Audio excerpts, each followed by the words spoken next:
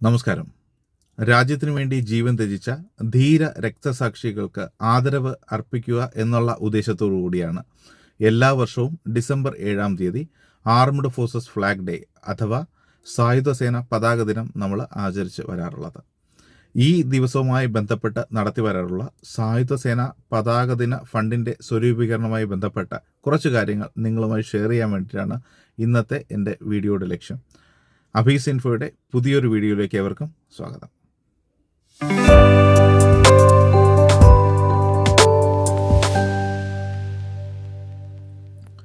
രാജ്യത്തിനു വേണ്ടി ജീവൻ ത്യജിച്ച സൈനികരെയും ജീവിതത്തിലെ സുവർണ കാലഘട്ടം രാജ്യസേവനത്തിനു വേണ്ടി മാറ്റിവെച്ച വിമുക്ത ഭടന്മാരെയും അതോടൊപ്പം തന്നെ രാജ്യത്തിൻ്റെ അഖണ്ഡതയും ഐക്യത്തെയും ഇപ്പോഴും കാത്തുസൂക്ഷിച്ചുകൊണ്ടിരിക്കുന്ന കര നാവിക വ്യോമസേനയിലെ ജവാന്മാരുടെ സേവനങ്ങളെയൊക്കെ ബഹുമാനപൂർവ്വം സ്മരിക്കുന്ന ഒരു ദിവസമാണ് നാഷണൽ ഫ്ലാഗ് ഡേ എന്ന് പറയുന്നത്.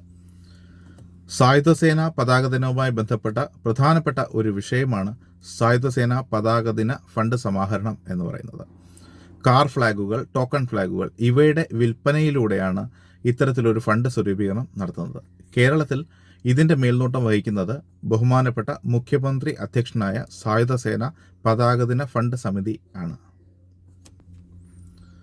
വിമുക്ത ഭടന്മാർ, യുദ്ധവിധവകൾ, ഇവരുടെ മക്കൾ, രാജ്യസേവനവുമായി ബന്ധപ്പെട്ട അംഗഭംഗം സംഭവിച്ചവർ, ഇവരുടെയൊക്കെ സംരക്ഷണം, പുനരധിവാസം, ചികിത്സാ ചെലവുകൾ ഇത്തരം കാര്യങ്ങൾക്ക് വേണ്ടിയിട്ടാണ് ഈ ഫണ്ട് സ്വരൂപീകരണം നടത്തി വരുന്നത്.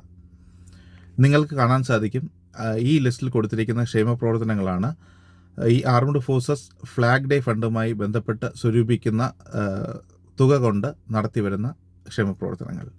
ഇതിൽ വ്യക്തമായിട്ട് എന്തൊക്കെ ക്ഷേമപ്രവർത്തനങ്ങളാണ് നടത്തുന്നതെന്നും അതിന് ലഭിക്കുന്ന തുകയും അതിനുവേണ്ട എലിജിബിലിറ്റി എന്താണെന്ന് കൊടുത്തിട്ടുണ്ട്. എല്ലാവർക്കും ഇതൊന്ന് നോക്കാവുന്നതാണ്.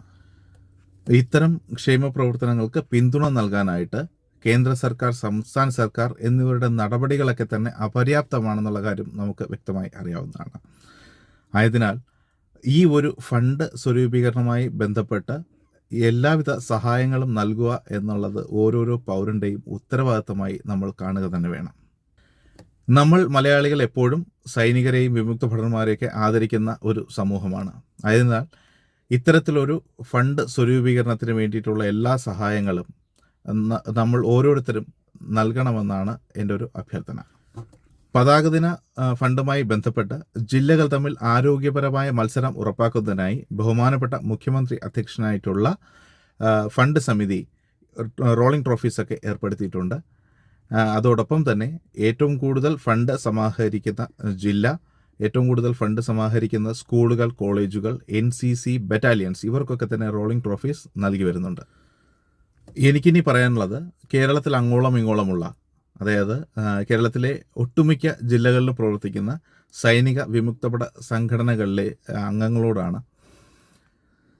ഈ ഒരു വിഷയം, അതായത് ഈ സായുധസേന പതാക ദിന ഫണ്ടുമായി ബന്ധപ്പെട്ട വിഷയം പത്രദൃശ്യ മാധ്യമങ്ങളിലൂടെയൊക്കെ തന്നെ നല്ലൊരു പ്രചാരം നൽകി വരുന്നുണ്ട്.